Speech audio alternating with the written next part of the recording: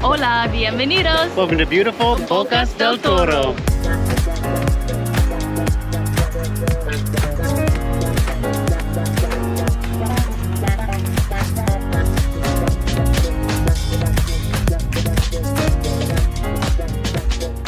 Buenos dias, good morning, country collectors, and welcome to Panama. Woo, that's right, we have crossed over from Costa Rica to Panama, and we're going to be exploring a bit of it with you, starting here in the beautiful Bocas del Toro archipelago. We can't wait to show you around. Before we do, make sure to hit that subscribe button and ring the bell so you don't miss out on any of our future adventures. First things first, how do we get here? In Puerto Viejo, Costa Rica, we booked a shuttle for $25 that drove us to the Sixaola border crossing, where we paid the $8 departure tax before getting stamped out. From there, we crossed the river on the Sixaola Guabito Binational Bridge, which landed us in Panama, where we got stamped in by immigration and hopped back in the shuttle en route for Almirante.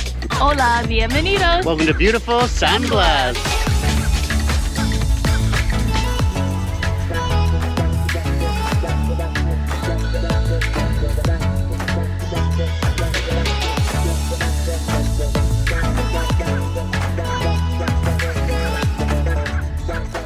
Buenos dias, good morning, country collectors. If you tuned in last week, you joined us as we took a day trip from Panama City to Isla Taboga. Well, this week we are continuing with that island theme here in the stunning San Blas archipelago. It is a tropical paradise, and we cannot wait to show you why. But before we do, make sure to hit that subscribe button and ring the bell so you don't miss out on any of our future adventures. And make sure to stay to the end, where we're going to give you some tips that we learned throughout our time here. And if you're not familiar with the San Blas archipelago, it's located off the northern coast of Panama and is made up of 365 islands and islets, which means you could go to a different island every day for a year and not see the same one. You may also hear it referred to as the Gunayala archipelago, as it's located here in the Gunayala indigenous territory, which consists of the archipelago as well as a narrow strip of land on the mainland. Hola, bienvenidos! Welcome to beautiful Isla Taboga.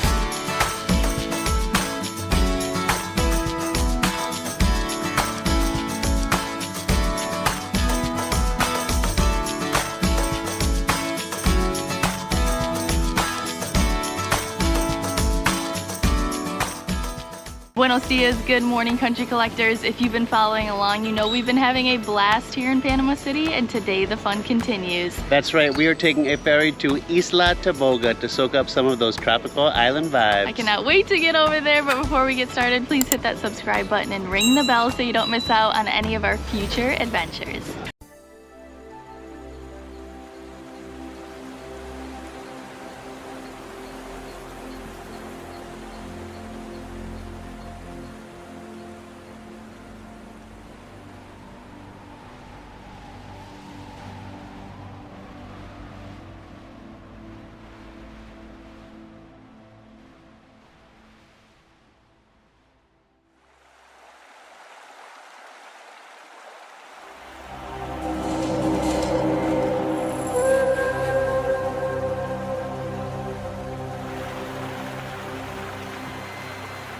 Esta es la cuenca alta del río Chagres, un paraíso tropical que posee un 84% de cobertura boscosa y alberga un recurso hídrico extraordinario.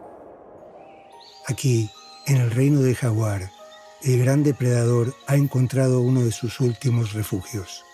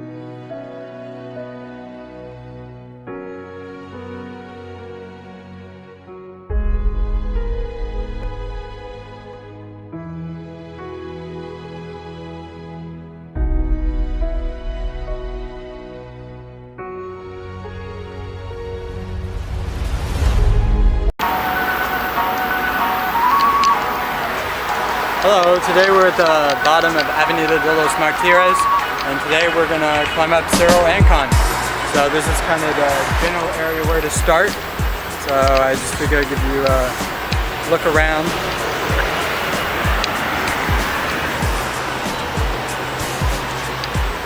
Now let's go.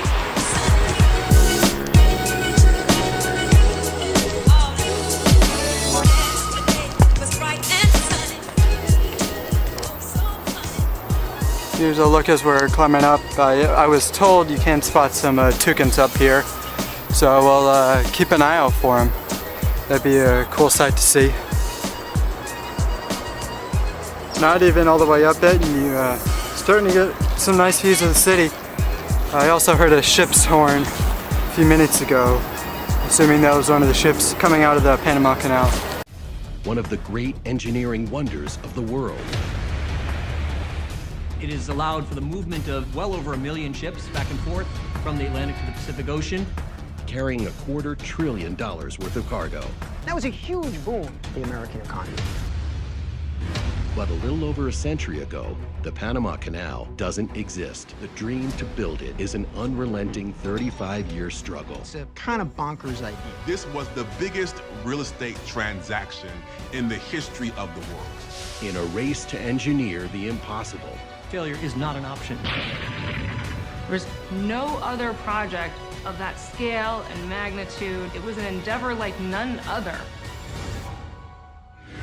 This is the story of the Panama Canal.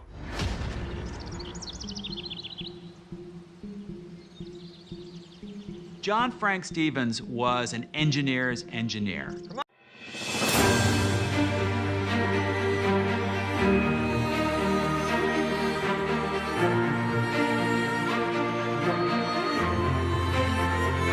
No fue fundada en el mejor lugar.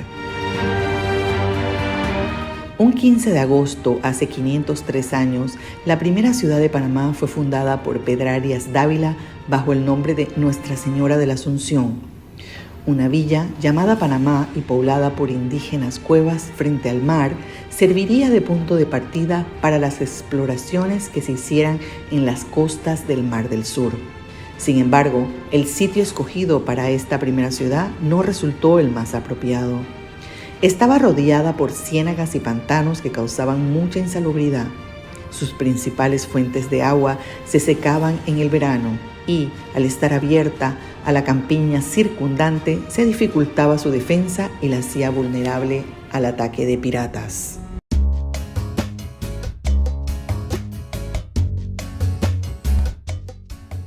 The Biomuseo is a museum focused on the natural history of Panama, whose isthmus was formed very recently in geologic time, with major impact on the ecology of the Western Hemisphere. Before we start, please don't forget to like our video, as this helps us with the YouTube algorithm. Please also subscribe, and ring the bell, so that you don't miss any of our future videos.